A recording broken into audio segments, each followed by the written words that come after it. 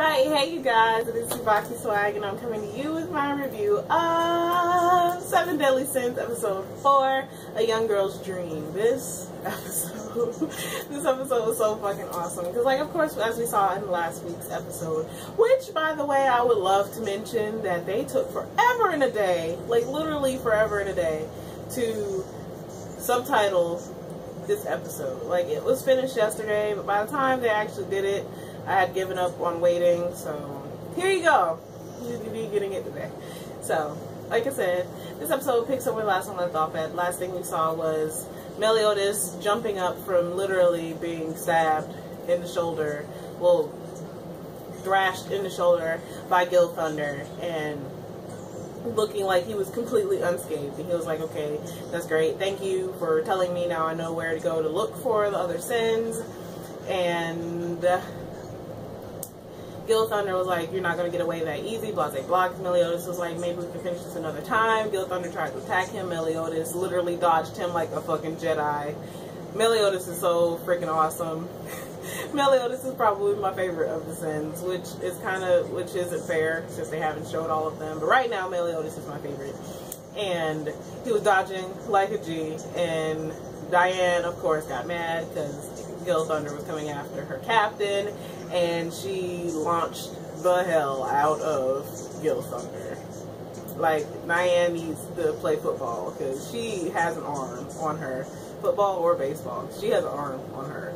So, after all of that, they begin traveling to the base dungeon, which is where Van, the fox, the sin of greed, is being held.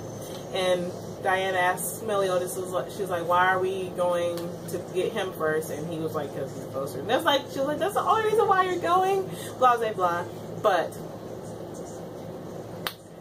of course, Elizabeth asks Meliodas, because Meliodas has a huge, like literally a huge gash in his left shoulder.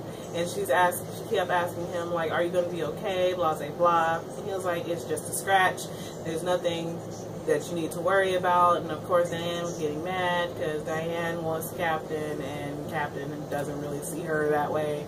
But Meliodas is like, I'm going to go lay down. After I get some rest, I'll be okay.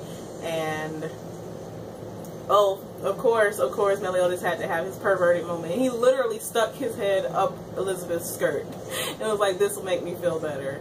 And then he said, like, he'll be okay. He's going to go lay down.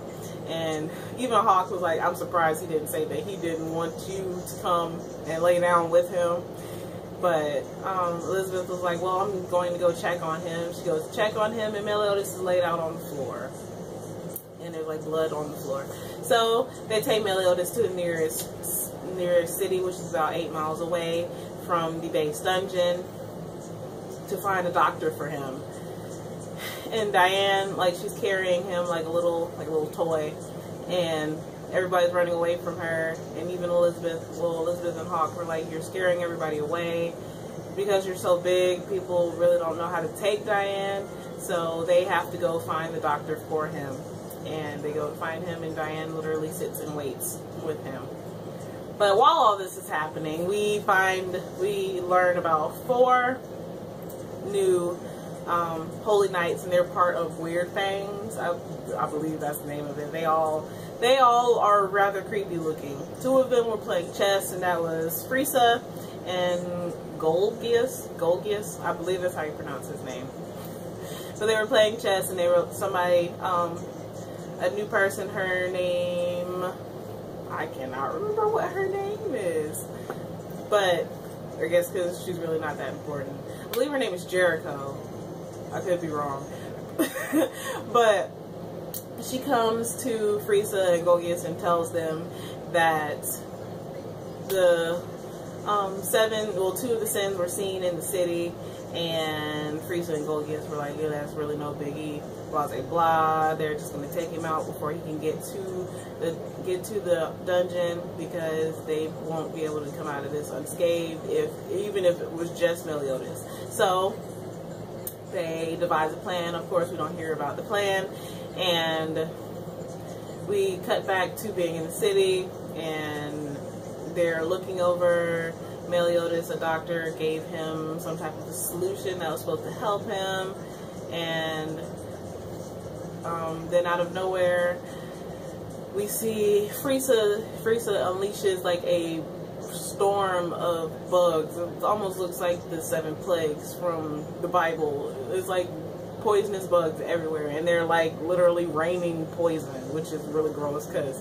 it was literally melting everything, which is very scary if you think about it. So while all this is happening, like right before it happened, Diane was like, if I can't do anything, I can't go inside houses, I can't help the captain, so you, Elizabeth, need to help him because you're small and you can help him. And we see like how Diane and Meliodas met. Meliodas pretty much saved her life, and he was the first person who ever made her feel small in a good way. So Meliodas did that for her, and ever since then she has devotedly been following him. So after all of that, we see Diane's awesome power, and her power is pretty fucking dope. For a while we never, like, most people would probably think that her awesomeness comes from her just being big, but she actually does have a power, and her power looked pretty dope, if I do say so myself. Like, she literally made it look like either trees or rocks literally shoot up from the ground and crushed all of the bugs that Frieza had sent out, which was pretty awesome. So after that, Diane looked like she was about to go after Frieza, and Frieza looked like she wasn't really surprised that Diane could do this because, of course, she is a Sin. So during all of this, while all this is happening, Elizabeth and Hawk go to check on Meliodas, and they go into the room and they're like, well, Meliodas is sleeping pretty heavily for all that ruckus to be happening outside. And the doctor, Dr. Dana, comes back in, and he pretty much says that they asked him why is he sleeping so deeply, and he said that he pretty much is dead, that he gave him a lethal poison that he will not be able to wake up from. And then we hear a voice. A voice is talking to them, telling them that because he's a holy knight, he had to take drastic measures, because if Meliodas was to ever break into or get into the dungeon, then that would pretty much be the ruin of all of them. So they took Meliodas out before he could take them out.